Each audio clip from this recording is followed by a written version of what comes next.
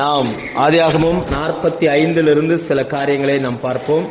44 அதிகாரம் கடைசியில அவர்களை யூதா மன்றாடுகிறான். யாக்கோபோடு மன்னிக்கவும் யோசேப்போடு மன்றாடுகிறார். இப்ப 45 அதிகாரம் எப்படி ஸ்டார்ட் ஆகுது அப்படின்னா, இப்ப நம்மளாம் ஜெபிக்கிறோம் இல்லையா, நம்மளாம் ஜெபம் பண்றோம்ல, கண்ணீரோடு ஜெபம் பண்றோமே. ஜெபம் பண்ணா தேவனுடைய இருதயம் எப்படிப்பட்ட மாற்றங்கள் கொடுக்கும். நீங்க ஜெபம் பண்றீங்க, உங்க ஜெபத்தை ஆண்டவர் கேட்கிறார்ல, கேட்கிறாரா சொல்லுங்க. நீங்க பண்ற ஜெபத்தை ஆண்டவர் கேட்கிறார்ல, கேட்கிறார். அவருடைய இருதயம் எப்படிப்பட்ட ரியாக்ஷன் கொடுக்கும் அப்படின்றதான் இந்த 45 அதிகாரம் நமக்கு காட்டும். இப்ப யோசேப்பு அங்கே அதிபதியா இருக்கிறார். யோசேப்பை விட்ட அந்த யூதா யோசேப்பு கிட்ட வந்து மன்றாடுகிறார். ஆனா ஒரு காலம் வந்துச்சு, யோசேப்பு யூதா கிட்ட மன்றாடினார். என்னை வித்துறாதனே, என்னை வித்துறாத, நான் அப்பா பார்க்கணும், தயவு செய்து என்னை இதை செஞ்சிடாத அப்படின்னு கெஞ்சினான். ஆனா யூதா இரக்கம் காட்டவே இல்லை. இப்ப காலம் மாறுகிறது. காலம் மாறின உடனே இப்ப யூதா யோசேப்பின் இடத்துல போய் கெஞ்சுகிறான்.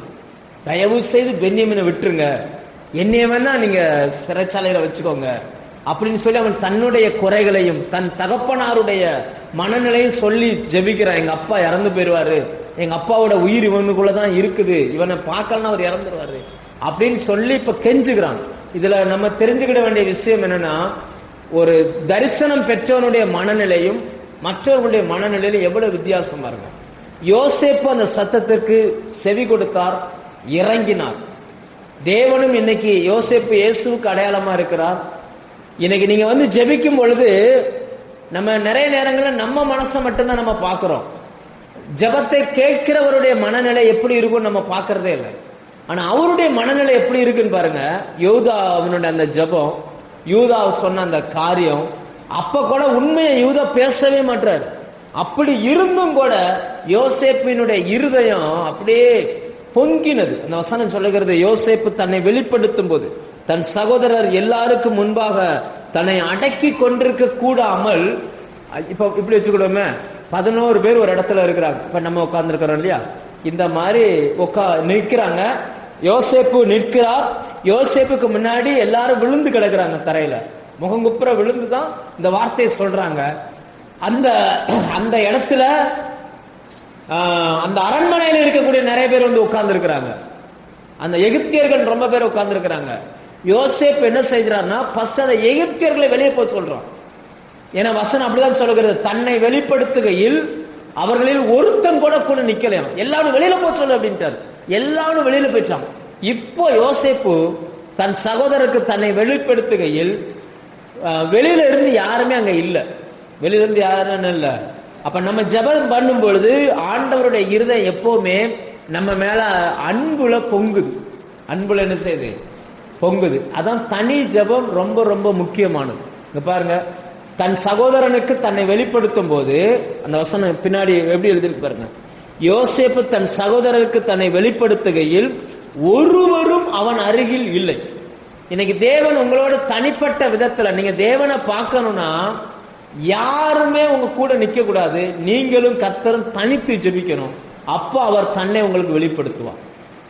தன் சகோதரனுக்கு தன்னை வெளிப்படுத்துகையில் ஒருத்தர் கூட அங்க இல்ல.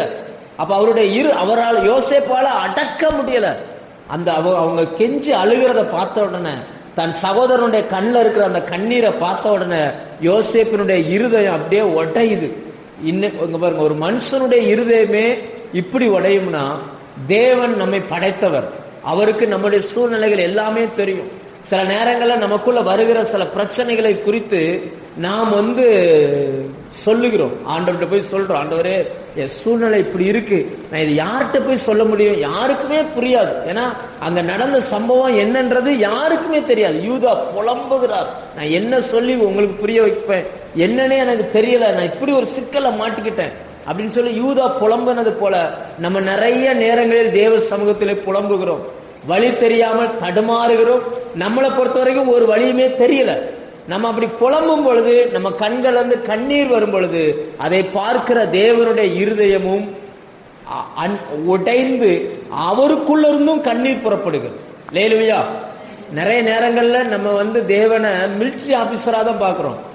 ஒரு தகப்பனா நம்ம பாக்குறதே இல்ல. ஒரு சகோதரனாய் நம்மை போல உணர்வுள்ளவர் அப்படின்றத நம்ம பாக்குறதே இல்லை. அதனாலதான் சிலருடைய ஜெபங்கள் எல்லாம் எப்படி இருக்குன்னா கடமைக்கு இருக்குது. நீங்க என்ன சொன்னாலும் அவர் புரிந்து கொள்ளுகிற ஒரு தெய்வம். நீங்க போய் ஆண்டவரே எனக்கு இப்படிப்பட்ட சூழ்நிலை இருக்குன்னா நீங்க அதெல்லாம் யோசிக்கணும். ஜெபத்துக்கு போகும்போது நம்ம மனநிலை எல்லாம் எப்படி தெரியுமா இருக்குது? இப்ப நான் ஜெபம் பண்ணுவேன். இப்ப எனக்கு ஒரு பணம் தேவை. நான் ஜெபம் பண்ண போகும்போதே நான் என்ன நினைச்சிட்டு போவேன்? நான் ஜெபம் பண்ணுவேன், அவர் எனக்கு பணம் தருவார். இதுதான் நம்மளுடைய நினைவா இருக்குது. நான் ஜெபம் பண்ணுவேன், என் ஜெபத்தை கேட்டு அவர் எப்படி ரியாக்ட் பண்ணுவார். அப்படி நம்ம ஒரு நாளும் யோசிக்கவே மாட்டோம். அங்க யோசேப்பு பாருங்க, தன்னை அடக்கி கொண்டிருக்க கூடாமல் எல்லாரையும் வெளியில போய் சொல்லிட்டு தன் சகோதரருக்கு தன்னை வெளிப்படுத்த ஆரம்பிக்கிறான். அவன் சத்தமிட்டு அழுதான். 2ஆம் வசனம் சொல்லுகிறது, யோசேப்பு எப்படி அழுதாரா? சத்தமிட்டு அழுதான். தன்னை அடக்கிக்கிடவே முடியல. கல்வாரி சிலுவையில அதுதான் நடந்துச்சு. இயேசு முடிந்ததுன்னு சொல்லி மகா சத்தமாய் கூப்பிட்டார். அங்க சுத்தி இருந்த எல்லாருடைய காதுக்கு அது விழுந்துச்சு. இங்க வசனம் சொல்லுகிறது, அவன் சத்தமிட்டு அழுதான். எகிப்தியர் அதை கேட்டார்கள். பார்வோனுடைய வீட்டாரும் அதை அரண்மனையில் இருக்கிற எல்லாரும் அதை கேட்டார்கள் வசனம் சொல்லுது. அதே போல கல்வாரி சிலுவையில இயேசு சத்தமிட்டு முடிந்ததுன்னு சொல்லி அவரு சத்தமிட்டு சொல்லும் பொழுது அந்த அவரை காவல் காத்து கொண்டிருந்த நிறைய சிப்பாய்கள் உண்டு, 100க்கு அதிபதிகள் உண்டு. அவர்கள் தான் அந்த சத்தத்தை கேட்டாங்க. ஏன்னா இயேசுவினோடு கூட இருந்த எல்லாரும் ஓடிட்டாங்க. இயேசு கூட இருந்த சீசர்கள் ஓடிட்டாங்க. இயேசுவின் தாய் தூரத்தில் நின்று பெண்கள் பார்த்து கொண்டிருக்கிறாங்க என்ன நடக்குது அப்படின்னு சொல்லி. இயேசுவுக்கு அன்பா இருந்த சீசன் அந்த யோவான் மட்டும்தான் கொஞ்சம் பார்க்கிற தூரத்தில் நிக்கிறார். அப்ப யோசேப்பினுடைய அது என்ன ஆயிடுச்சா? அந்தகாரம் வந்துச்சு. என்ன வந்துச்சு? ஃபுல்லா இருட்டாயிருச்சு. இப்ப யோசேப்பினுடைய அந்த இயேசுவினுடைய சத்தம் மட்டும்தான் அன்னைக்கு கெத்செமனே அந்த கல்வாரியில சத்தம் மட்டும்தான் கேட்டுச்சு. அதே போல இங்க வசனம் சொல்லுகிறது, யோசேப்பினுடைய சத்தத்தை எகிப்தியர்கள் கேட்டார்கள். அவர்கள் யாருமே யோசேப்பை பார்க்கல. சகோதரர்கள் மட்டும்தான் யோசேப்பை பார்க்கிறார்கள். இன்னைக்கும் தேவனுடைய சத்தத்தை உலகம் கேட்கிறது. ஆனா அவரை பார்க்கணும் அப்படின்னா அவரை சொந்த இரட்சகராய் ஏற்றுக்கொண்டவர்கள் மட்டும்தான் அவரை பார்க்க முடியும். இன்னைக்கு நீங்களும் நானும் வேதத்தை திறந்து படிக்கும் பொழுது இதற்குள் என்று அவர் தன்னை வெளிப்படுத்துகிறார். ஆனா உலக ஜனங்களுக்கு அதெல்லாம் என்ன செய்யாது, தெரியாது.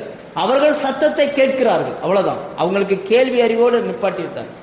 அடுத்து யோசேப்பு பாருங்க எப்படி சொல்றார், தன்னை எப்படி வெளிப்படுத்துறாரு அப்படின்னாச்சுன்னா எல்லாரையும் கூப்பிடுறாருங்க. வா யோசேப்பு பார்த்துட்டு சொல்றாரு, எல்லா சகோதரனையும் பார்த்து, நான் யோசேப்பு அப்படின்றார். என்ன சொல்றாரு?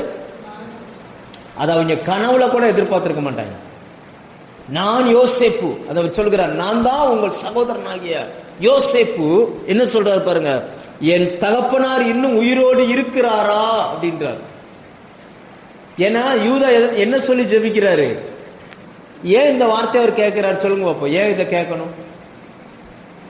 இந்த வார்த்தையை தன் சகோதரர்களை பார்த்து ஏன் கேட்கணும்? எங்க அப்பா அண்ணன் உயிரோட இருக்கிறாரா? ஏன்னா இவங்க இதுவரைக்கும் உண்மையவே சொல்லல. இதுவரைக்கும் எங்க சகோதரனை நாங்க வித்துட்டோம் அப்படின்னு என்ன செய்யல, உண்மையவே சொல்லல. இதுவரைக்கும் உண்மையை சொல்லல. அதனால யோசேப்பு கேட்கிறாரு, உண்மையை சொல்லுங்கடா, எங்க அப்பா உயிரோட இருக்காரா? ஏன்னா இவங்க வார்த்தையில் என்ன இல்ல, உண்மை இல்லை. இன்னைக்கும் நம்மளுடைய வார்த்தை உண்மை இருக்கா இல்லையான்றது தேவ சமூகத்தில் ஆண்டவர் செக் பண்ணுகிறார். அவர் கேட்கிறார், எங்க அப்பா உயிரோட இருக்காரா?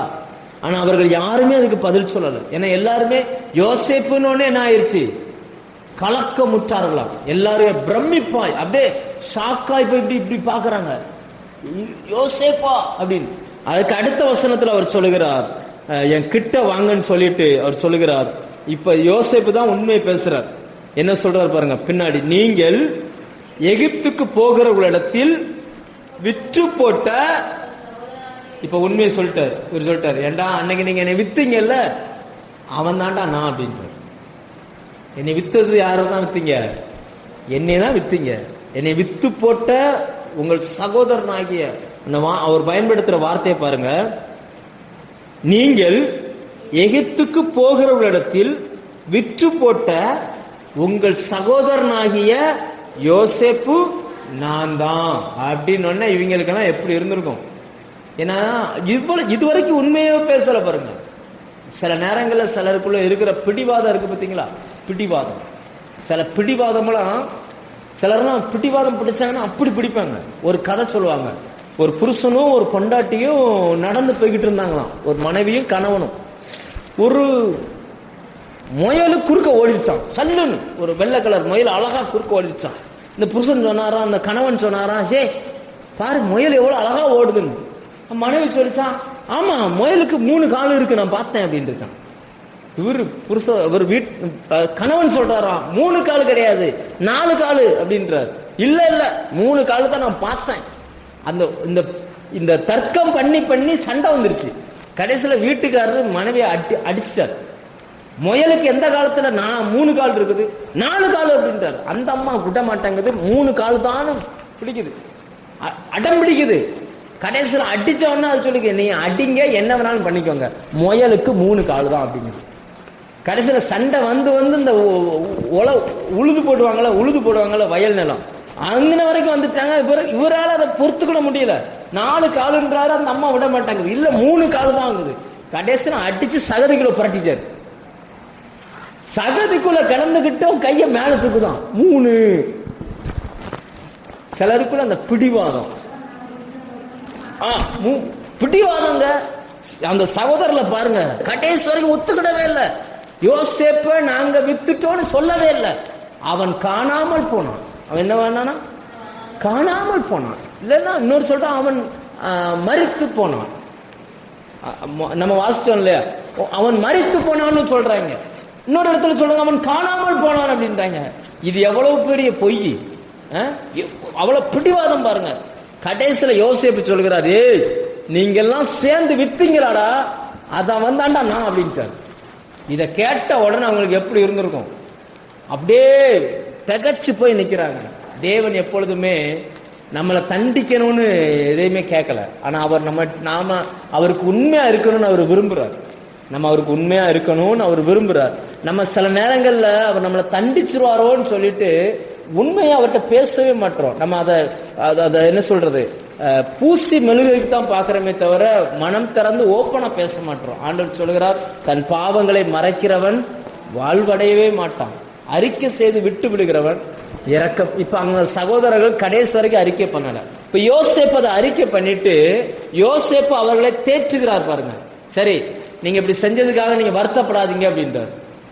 அப்படித்தானே வசனம் சொல்லுது, நீங்கள் சஞ்சலப்பட வேண்டாம், உங்களுக்கு விசனமாவும் இருக்க வேண்டாம், அநேக உயிர்களை காப்பாற்றுவதற்காக நான் இங்க வந்த தேவனே நீங்க என்ன செஞ்சிட்டாரு, நடத்திட்டு வந்துட்டாரு அப்படின்னு சொல்லுகிறார். அல்லேலூயா. இந்த பார்வை இன்னைக்கு நமக்குள்ள இருக்கணும். யோசிச்சு பாருங்க, சகோதரர்கள் தப்பு பண்ணாங்க, ஆனா இப்ப யோசேப்பு உயர்த்தப்பட்டிருக்கிறார். யோசேப்பு நினைச்சா அவங்களை என்ன வேணாலும் பண்ண முடியும். ஆனா இவங்க கடைசி வரைக்கும் என்ன செய்யல, கண்டிக்கவே இல்லை. ஏன் அவர்கள் அதை உண்மையை ஒத்துக்கிடலன்னா அதுக்கு ஒரு முக்கியமான காரணம் இருக்கு. ஏன் அவங்க உண்மையை ஒத்துக்கிடல அப்படின்னு என்னன்னா, வீட்டுல போய் என்ன சொல்லிட்டாங்க, இந்த ட்ரெஸ்ஸை கொண்டுட்டு போய் காமிச்சு, இந்த ட்ரெஸ் யோசேப்பினுடைய ட்ரெஸ்ஸா, இதை நாங்க வழியில பார்த்தோம் அப்படின்னு கொண்டு போய் காமிச்சுட்டாங்க. இப்படி காமிக்கும் பொழுது பென்யமீன் அங்கதான் இருக்கிறான். பென்யமீன் அம்மா அப்பா வீட்டுல இருக்கிறான். இவங்க 10 பேருக்கு தான் தெரியும். 10 பேர்ல 9 பேருக்கு தான் தெரியும் வித்தது, ரூபனுக்கு தெரியாது. அதுக்கப்புறம் சொல்லியிருப்பாங்க 10 பேருக்கு மட்டும்தான் தெரியும் யோசேப்பு உயிரோட தான் இருக்காங்க. பென்யமீனை பொறுத்த வரைக்கும் அண்ணன் செத்துட்டான் அப்படிதான் அப்பாட சொல்லி இருக்கிறாங்க. இப்ப பென்யமீனும் கூட நிக்கிறதுனால இவங்களால என்ன செய்ய முடியல, அதை ஒத்துக்கிடவே முடியல. இப்ப யோசேப்பு இந்த வார்த்தையை சொல்லிட்டார்ல, சொன்ன உடனே பென்யமீனுடைய இருதயம் எப்படி இருந்திருக்கும், இந்த 10 பேருடைய இருதயம் எப்படி இருந்திருக்கும்? இந்த 10 பேருக்கும் ஐயோ நம்ம செஞ்ச அந்த தப்பு தெரிஞ்சிருச்சே அப்படின்னு இருந்திருக்கும். ஆனா பென்யமீனுக்கு எப்படி இருந்திருக்கும்னா, 10 பேர் சேர்ந்து எங்க அண்ணனை வித்துட்டாங்களே அப்படிதானே தோணி இருக்கும். வித்துட்டு எங்க அப்பா கிட்ட அவன் செத்துட்டான்னு பொய் சொல்லிட்டாங்க. இதுவரைக்கும் அப்படி அதை நம்ப வச்சுட்டாங்க. சிலர் இப்படி பாதிக்கப்பட்ட நிறைய பேர் இருக்கிறாங்க. மற்றவர்கள் சொல்லி அவங்கள தப்பு பண்ண வச்சு, நம்ப வச்சு, ஏமாத்த வச்சு, அதெல்லாம் வெளியில தெரியும் போது அவங்களுடைய மனநிலை எப்படி இருக்கும் யோசிச்சு பாருங்க. இப்ப யோசேப்பு சொல்றாரு, பயப்படாதீங்க, நீங்க வருத்தப்படாதீங்க, தேவனே நீங்க கூட்டிட்டு வந்தாரு அப்படின்றாரு. லேலுயா, நம்மளும் இப்படிதான் இருக்கணுங்க. யாரையுமே தண்டிக்க கூடாது. லேலுயா, யாரையும் தண்டிக்கிற இடத்துல கர்த்தர் நம்மளை வைக்கல. தேவனுடைய மார்க்கம் அன்பு செலுத்தக்கூடியது. உங்கள் சத்துருக்களை எவ்வளவுக்கு எவ்வளவு முடியுமோ அவ்வளவுக்கு அளவு அன்பினால் அவர்களை நிரப்புங்க. அதனாலதான் யோசேப்பு அழுத உடனே பென்யமீன் அழுதான் பைபிள் சொல்லுகிறது. பைபிள் எங்க பாருங்க, 14ஆம் வசனம் பாருங்க. தன் தம்பியாகிய பென்யமீனின் கழுத்தை கட்டி கொண்டு அழுதான். இந்த வசனம் என்ன சொல்லுதுன்னா, 2 பேரும் அழுகிறாங்க. யோசேப்பு அழுகிறான், பென்யமீனும் அழுகிறான். அடுத்த வசனத்துல பாருங்க, சகோதரர் எல்லாரையும் முத்தம் செய்து அவர்களையும் கட்டி கொண்டு அழுதான். ஆவியானவர் அடுத்து என்ன எழுதியிருக்கணும்? அவர்களும் அழுதார்கள் தான் எழுதியிருக்கணும். அவர்களில் ஒருத்தனு கூட கண்ணீர் வரல. எப்படி கண்ணீர் வரும்? நான் சொல்ற பாயிண்ட் உங்களுக்கு புரியுதா? பென்யமீன் இதுவரைக்கும் அண்ணன் செத்ததாகவே நினைச்சிட்டு இருக்கிறான். இப்ப அண்ணன் உயிரோடு இருக்கிறான்னு 2 பேரும் கழுத்தை கட்டி பிடிச்சிட்டு அழுகிறாங்க. ஆனா அந்த 10 பேருக்கும் தெரியும் யோசேப்பு சாகல, எங்கேயோ இருக்கிறான்னு தெரியும்.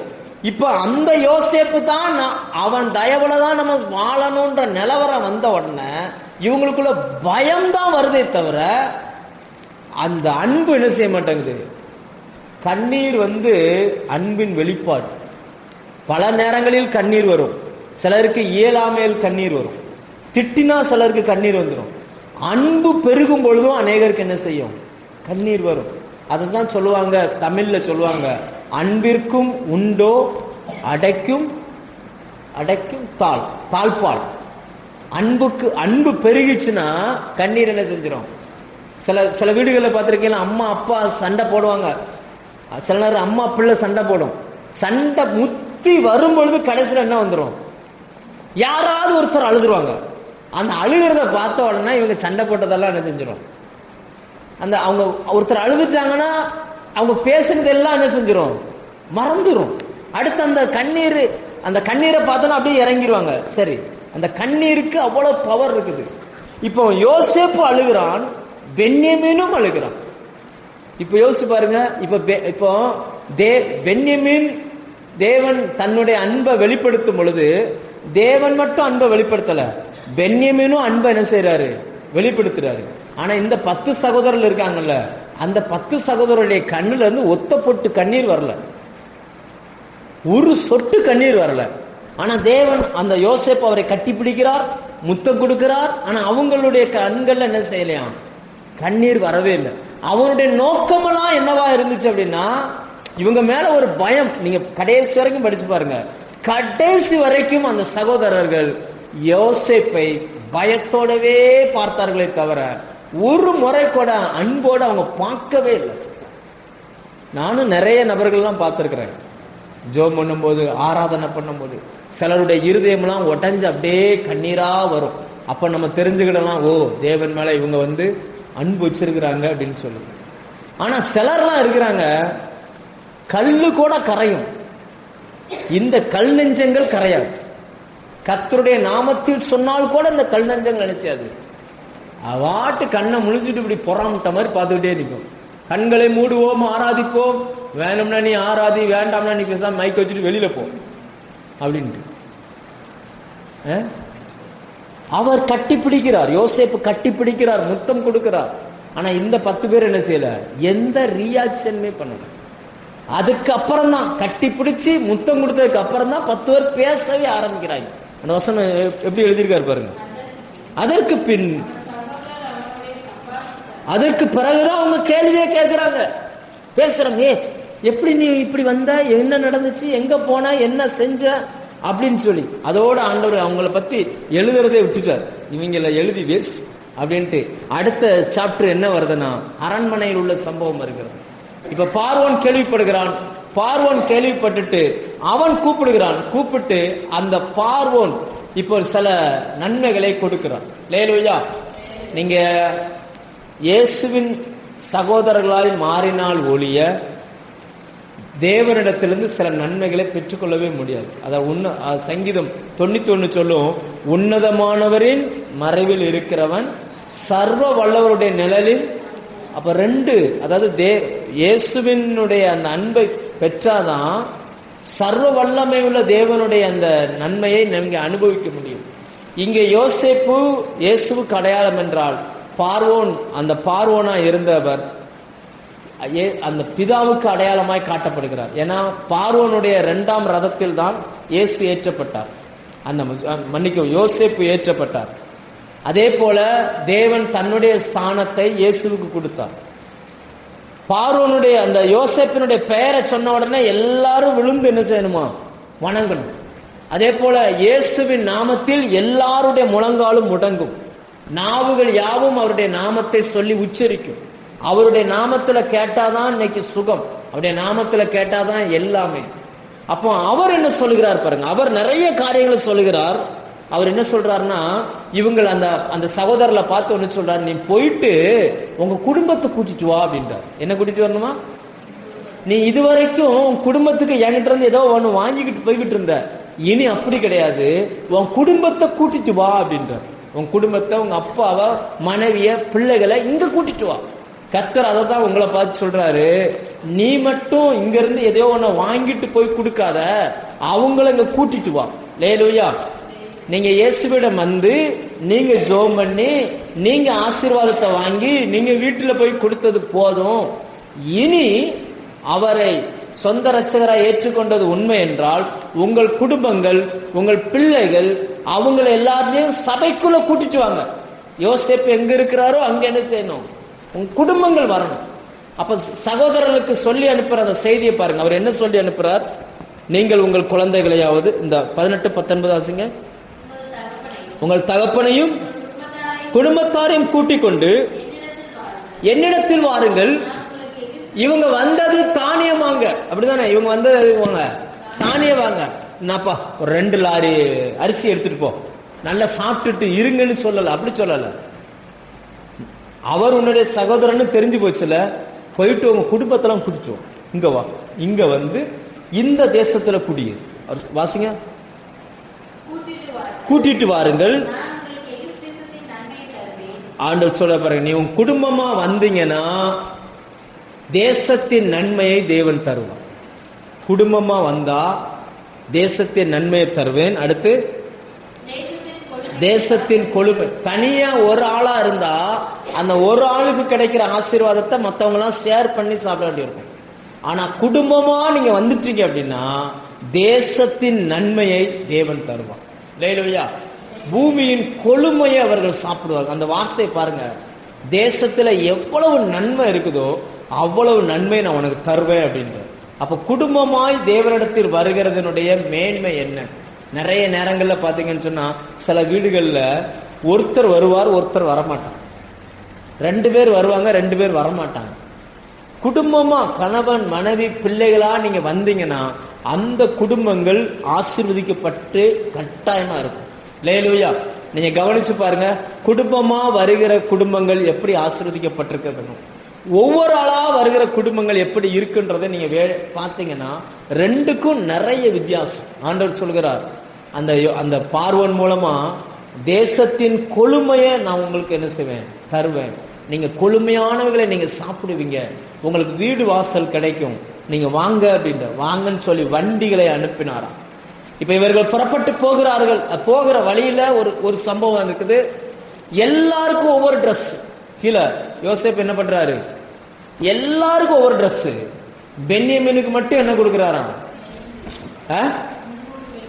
300 வெள்ளிக்காசு 5 மாற்று வஸ்திரம். ஏன் பென்யமீனுக்கு மட்டும் 300 வெள்ளிக்காசு? ஏன் மற்றவனுக்கெல்லாம் கொடுத்தா என்ன? மற்றவனுக்கெல்லாம் ட்ரெஸ் மட்டும்தான். மற்றவங்களுக்கெல்லாம் என்னதான்? ட்ரெஸ் மட்டும்தான். பென்யமீனுக்கு மட்டும் 300 வெள்ளிக்காசு. பைபிள்ல இந்த 300 வெள்ளிக்காசு எங்கெல்லாம் வருது நீங்க கண்டுபிடிச்சீங்கன்னா 2 காரியங்களை இது அடையாளப்படுத்தும். ஒன்னு, நோவாவினுடைய அந்த பேழையின் நீளம் எவ்வளவு இருக்குதான்? 300 அடி நீளம். இந்த 300 என்பது எதை குறிக்கும்னா தனி மனிதனுடைய வெற்றியை குறிக்கும். எதை குறிக்கும்? ஆமா 300 நரிகளை ஒரே இரவில் சிம்சோன் பிடித்தார். 300 நரி பிடிச்சார். அதே போல நீங்க தாவீதுக்கு படைத்தளபதியா இருந்த அபிசாய் ஒரே ஆள் 300 பேரை கொண்டிருக்கிறார். அப்ப தனி மனித வெற்றியையும் இது அடையாளப்படுத்துது. ரெண்டாவது பாத்தீங்கன்னு சொன்னா இந்த 300ன்றது அபிஷேகத்தையும் அடையாளப்படுத்துது. எதை அடையாளப்படுத்துது? நீங்க இயேசுவுக்கு 3 பெண்கள் உடம்புல தைலம் வச்சாங்க.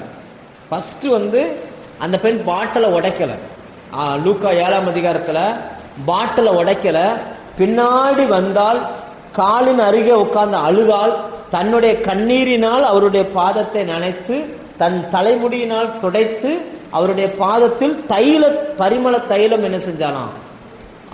பரிமள தைலம் வைத்தாள், பரிமள தைலம் ஊற்றினாள் அப்படின்னு இருக்கு. இது உடைக்கப்படல. ரெண்டாவது லூக்கா யோவான் 12ஆம் அதிகாரத்துல அதே போல அந்த தைலம் உடைக்கப்படல, ஒரு ராத்தல் கொண்டு ஊற்றினார்கள். ஆனா அதே நேரம் மத்தேயு 26 எடுத்தீங்கன்னா அந்த பெண் தைலத்தை உடைத்து அவருடைய சிரஸ்ல ஊற்றினால் அந்த விலை எவ்வளவு போட்டிருக்கு அப்படின்னா 300 காசு. எவ்வளவு? 300 காசுக்கு இதை விற்றுக்கலாமே அப்படின்றார். அப்போ ஒன்னு தனி மனித வெற்றி, இன்னொன்னு அது அபிஷேகத்தை குறிக்குது. வெள்ளி காசுன்னு வருதுனால வெள்ளி என்பது வார்த்தை. வெள்ளி என்பது எதை குறிக்குது? மீட்கும் பொருள். ஒன்றை மீட்பதற்கு அந்த காலத்துல வெள்ளியை பயன்படுத்தி இருக்கிறாங்க. வெள்ளிய மண் கொகையில வச்சு 7 தரம் உருக்கி எடுக்கிறது போல கர்த்தருடைய வார்த்தை உருக்கி எடுக்கப்பட்டது. அப்போ தேவனுடைய வார்த்தையும் சில இடங்களில் வெள்ளியோடு என்ன செய்து தொடர்பு படுகிறது. அப்போ பென்யமீன் நமக்கு அடையாளம், புறஜாதி ஜனங்களுக்கு அடையாளம். இப்ப நமக்கு தேவன் தனி மனித வெற்றியை தருகிறார், நமக்கு அபிஷேகத்தை தருகிறார், நமக்கு தன்னுடைய வார்த்தையை கொடுத்திருக்கிறார். ஆனால் அவர்களுக்கு வெறும் வஸ்திரம் மட்டும்தான். ஏன்னா சபை எடுத்துக்கொண்ட பிறகுதான் யூதர்கள் இயேசுவையே தேவனா பார்ப்பாங்க. அப்ப அவர்கள் உபத்திரவ காலத்துல இருப்பாங்க.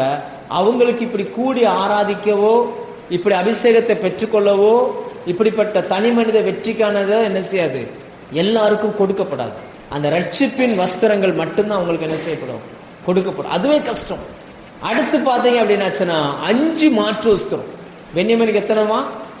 ஆமா 5. வஸ்திரம் என்பது அடையாளம். வஸ்திரம் என்பது என்னது? டிரஸ் என்பது ஒரு ஆளினுடைய அடையாளம். நம்ம சொல்றோம்ல, அங்க போ சிவப்பு கலர் நைட்டி போட்டுட்டு ஒரு பிள்ளை இருப்போம், அந்த பிள்ளை வர சொல்லு அப்படின்னா அதுக்கு பேர் என்னது? அடையாளம். பென்யமீனுக்கு 5 அடையாளம். வேதத்துல நம்ம பார்க்கிறோம், சபை சீர்பொருந்தும் பொருட்டு அவர் சிலரை அப்போஸ்தலரை அழைத்தார், அது ஒரு அடையாளம். சிலரை தீர்க்கதரிசி அழைத்தார், அது ஒரு அடையாளம். சிலரை சுவிசேஷகராய், சிலரை போதகர்களாய், சிலரை மேய்ப்பராய். இந்த 5ம் புதிய ஏற்பாட்டு சபைக்கு கொடுக்கப்பட்ட அடையாளங்கள். இது அவர்களுக்கு கிடைக்காது. யூதர்களுக்கு அந்த காரியத்தை அதுக்குள்ள வச்சு அவர் அனுப்புகிறார். சரி, இப்ப இங்க வந்த உடனே என்ன நடக்குன்னா, வீட்டுக்கு வருகிறார்கள். யோசேப் இப்ப யாக்கோபிடத்துல சொல்றாங்க, உங்க பையன் உயிரோடு இருக்கிறான் அப்படின்னு உடனே யாக்கோபு என்ன செஞ்சுட்டாராம்? பைபிள் என்ன சொல்லுது?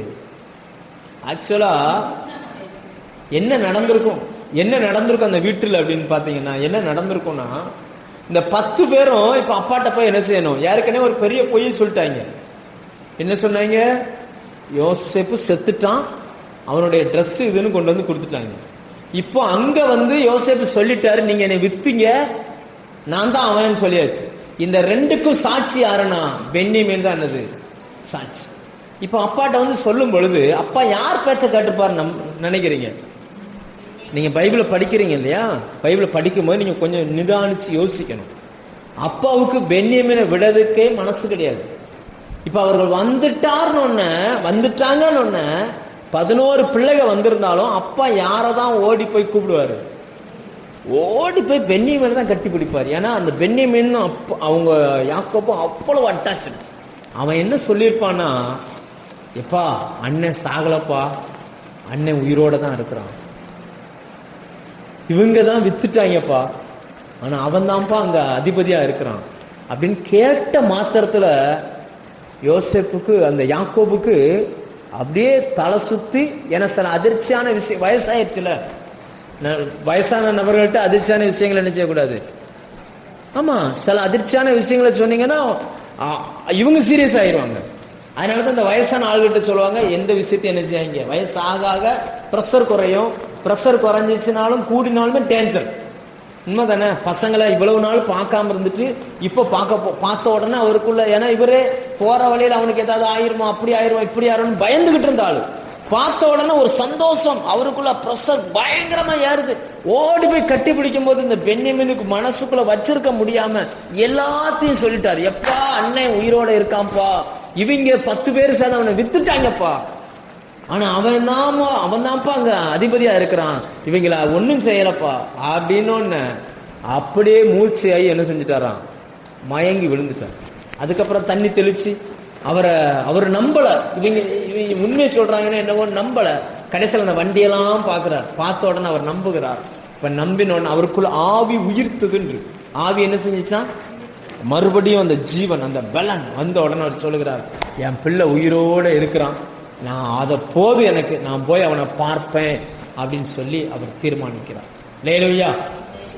நாம் சொல்லுகிற வார்த்தைகள் ஒருவரை கொல்லவும் செய்யும், ஒருவரை உயிர்ப்பிக்கவும் செய்யும். இடம் பொருள் பார்த்து பேச நம்ம பழகிக்கணும்.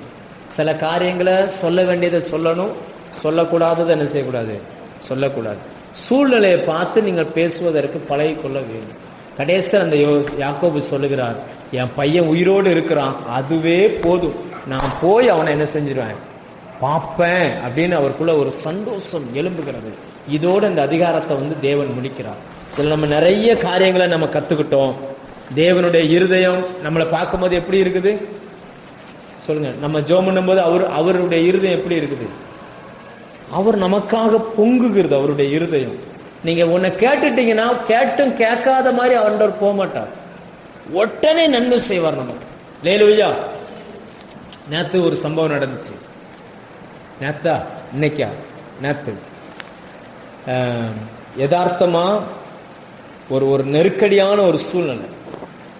அப்போ ஒரு சிஸ்டர், அவங்கள நம்ம செய்தியை அவங்க ரெகுலரா கேட்கறாங்க, நம்ம மெசேஜ டெய்லி கேட்கறாங்களாம். அவங்க ஒரு காணிக்கை அனுப்புறாங்க. ஆனா நேற்று என் அக்கௌண்ட்ல எவ்வளவு பணம் இருந்துச்சு, 13 ரூபா 95 பைசா. எவ்வளவு? 13 ரூபா 95 பைசா. நான் ஜெபம் பண்ற, ஆண்டவரே எப்படி இருந்தாலும் இந்த பிரச்சனையெல்லாம் நீங்க சரி பண்ணிடுவீங்க, ஆனா யாரை கொண்டு சரி பண்ணுவீங்கன்னு எனக்கு தெரியாது, ஆனா யாரை கொண்டாலும் சரி பண்ணிடுவீங்க அப்படின்னு ஜெபம் பண்ணிட்டு அவ்வளவுதான். நீங்க நல்லா புரிஞ்சுக்கணும், நீங்க ஜெபம் பண்றீங்கன்னா உங்க சத்தத்தை அவர் கேட்கிறான்னு நீங்க நம்பிட்டீங்கன்னா போதும். ஏன்னா உங்களுடைய விசுவாசமே உலகத்தை ஜெயிக்கிற. ஜெபம் பண்ணிட்டு அதுக்கப்புறம் துக்கமா நீங்க இருக்கக்கூடாது. ஜெபம் பண்ணிட்டு துக்கமா இருக்கிறீங்கன்னா நீங்க அவரை நம்பலன்னு அர்த்தம், அவ்வளவுதான். அப்ப அந்த சிஸ்டர் எனக்கு ஒரு மெசேஜ் அனுப்புறாங்க, நான் இந்த மாதிரி வெஸ்டர்ன் யூனியன்ல உங்களுக்கு ஒரு காணிக்கை அனுப்பியிருக்கேன், போய் எடுத்துக்கோங்க அப்படின்னு சொல்லி. நேற்று எடுக்க முடியல, இன்னைக்கு தான் போய் எடுத்தேன். ஏன்னா என்னோட ஆதார் கார்டு இவங்க கொண்டு போயிட்டாங்க. அது விஷயம் இல்லை, நான் அவங்ககிட்ட இந்த விஷயத்துக்கு சொல்றேன். வெறும் 13 ரூபா 95 பைசா தான் இருந்துச்சு, ஆண்டவர் உங்கள் மூலமா அந்த சந்திச்சிருக்கிறாருங்க. அந்த சிஸ்டருக்கு பதில் அனுப்பியிருந்தாங்க. அதை கேட்ட உடனே அவங்களுக்கு கண்ணீர் வந்துருச்சான். அப்ப அவங்க சொல்றாங்க, அவங்க பதில் அனுப்பி இருக்கிறாங்க, இதை என்னையால எல்லாமே ஆண்டவர் தான் செய்யறாரு, நான் கஷ்டப்பட்டு சம்பாதிக்கிற பணம். உண்மைதானே? அங்க போய் என்ன செய்யறாங்க, கஷ்டப்பட்டு, ஸ்ரீலங்காவை சேர்ந்தவர்கள், இலங்கையை சேர்ந்தவர்கள் அங்க போய் வேலை செய்யறாங்க, கஷ்டப்பட்டு சம்பாதிக்கிற பணம். நான் அந்த பணத்தை ஆண்டவருடைய வார்த்தைக்காக, ஊழியத்துக்காக நான் கொடுக்கிறேன். அதனால நான் யாருக்கு அனுப்புறேன் என்னன்றதெல்லாம் தேவன் தீர்மானிக்கிறார். ஆண்டவர் என்னுடைய இருதயத்துல பேசுறார், நான் கொடுக்கிறேன். அது சொன்னாங்க. மிந்தியெல்லாம் வாரத்துல ஒரு நாள் நான் ஜெபம் பண்ணுவேன் ஊழியர்களுக்காக. இப்போ டெய்லியும் என்னுடைய ஜெபத்துல நீங்க இருக்கிறீங்க பாஸ்டர், உங்களுக்காக நாங்க குடும்பமா உட்காந்து ஜெபம் பண்றோம் அப்படின்னா எவ்வளவு சந்தோஷம் தெரியுமா? நான் அப்படியே நம்ம சபையை நினைச்சேன். அப்படியே என்ன செஞ்சேன், நம்ம சபையை நினைச்சேன். நான் உங்கள்கிட்ட சொன்னேன், எங்க ஏரியால அதிகபட்சமான காணிக்க கொடுத்தா 200 ரூபாய் கொடுப்பாங்க, அதுதான் அதிகம். ஆனா அந்த சிஸ்டர் ஒரு 10,000 ரூபாய் அனுப்பியிருந்தாங்க. அனுப்பிட்டு சொல்றாங்க, ஏதோ ஒரு சின்ன காணிக்கை அனுப்பியிருக்கேன் அப்படின்னு. என்ன சொல்றாங்க? அது என்ன சின்ன காணிக்கை. அப்ப நான் சொன்னேன், இது உங்களுக்கு சின்னது, ஆனா எங்களுக்கு இது பெருசு. லேலூயா. எதுக்காக சொல்றேன்? நீங்க ஜெபம் பண்ணீங்கன்னா கர்த்தர் உங்கள் சத்தத்தை கேட்கிறார். அந்த மனநிலை இதை படிக்கும் போதெல்லாம் உங்களுக்கு வரணும். யோசேப்பின் சகோதரர்களுக்கு முன்னாடி யோசேப்பினுடைய இருதயம் எப்படி பொங்கிச்சோ அதே போல் நீங்க ஜெபிக்கும் பொழுது ஆண்டவருடைய இருதயம் உங்களுக்கு நன்மை செய்வதற்கு அவ்வளவு ஆசைப்படுகிறது என்பதை நீங்கள் மறந்துடக்கூடாது. லேலூயா. ஜெபம் பண்ணுமா?